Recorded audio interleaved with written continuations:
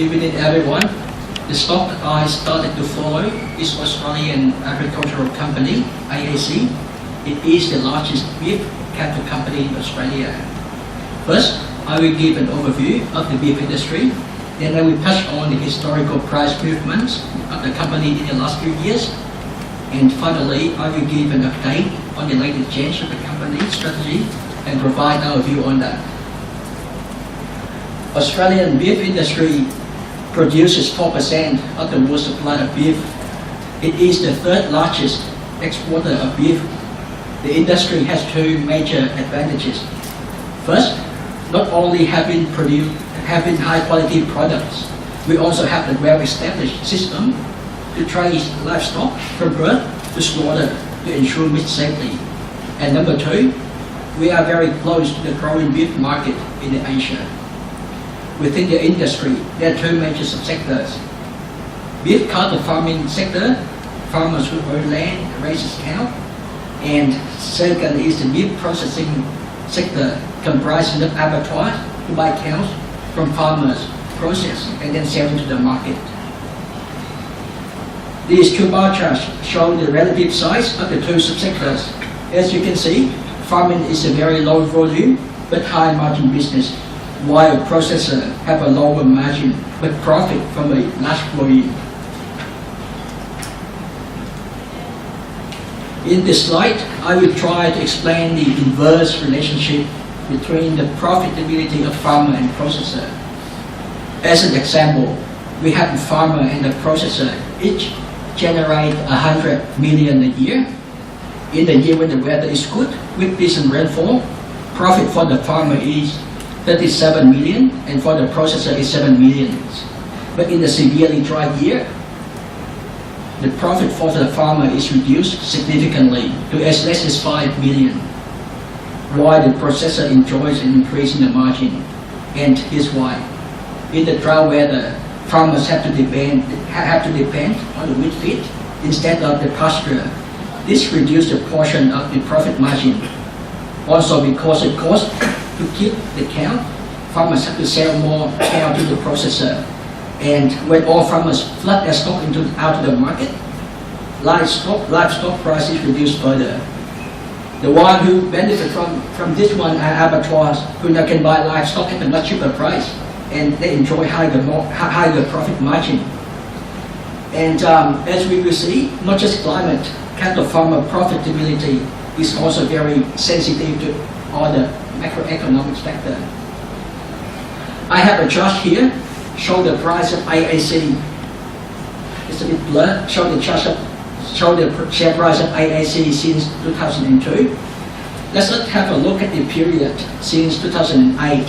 Why did share price drop and stay low for a prolonged period? First, we probably all recall the severe and long drought period since 2008 to 2010, especially in the Northern Territory. That this period here, I label it A. Then the weather condition is a bit, but then what happened was the federal government, they imposed the temporary ban on the livestock export to Indonesia. And later that year, Indonesia applied a very strict quota on livestock import. I label it B there. And also up until earlier this year, the Australian dollar was still very strong, and that made beef export less competitive. So in order to tackle those historical constraints, the company made the change in the strategy to become both farmer and processor. So basically, it's a more vertically integrated beef business, from cattle farming to processing, and then selling the livestock and also pork beef to the overseas market. The first step is to add a new beef processing facility in Darwin. Before I go into details of the facility, here's a snapshot of the company current situation. It has the largest cattle herd in Australia, about 550,000 head. The market cap is about 800 million, and it is within the ASX 300. Debt has been reduced significantly, gearing reduced from 41% to 23%, and 60% of sales is processed through external abattoirs. Now I go a bit into more detail about the Darwin meat processing facility. The chart, the map, it is located 50 kilometers south of Darwin. Sorry, it's a bit blurry, but the map on the left-hand side is the Australian map. As you can see on the left-hand side, it is the yellow dot. It is the only beef major beef processing plant in the North region. The small black dots in the east coast are existing abattoirs. What happened in the past was farmers in the north had to truck their cattle all the way down to this processor. But now they have the choice. They have the choice to supply the beef to Australian agricultural company in the north there. And there's a port in Darwin that can export livestock to Asia. The map on the right-hand side show how close the processing plant is to the source of demand in South Asia, where Australian beef export has been growing 4.2% annually, and thanks to the growing taste of premium Australian beef and expanding Asian middle class, the demand is set to grow much faster.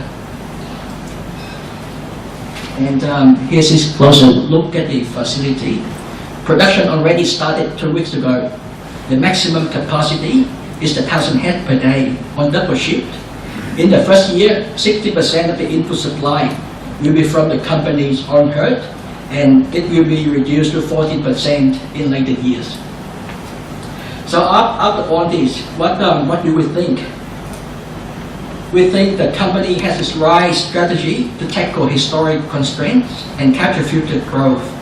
And in terms of strategy execution, we think the company has successfully, so far, The business is more likely to produce smoother earnings and really has an upside potential. We also expect weaker Australian dollars in the next few years, and this should help with exporting. And from the portfolio perspective, an agricultural stock provides some diversification away from bank and resources sector. On the other hand, there are some potential downside risks, mainly fluctuating the global beef price, and other operational issues when the company ventures into the new business. IAC is currently not in our model portfolio. We will do more research and analysis in the next 6 to 12 months, and we will be keeping you updated. And this is the end of my presentation. Thank you.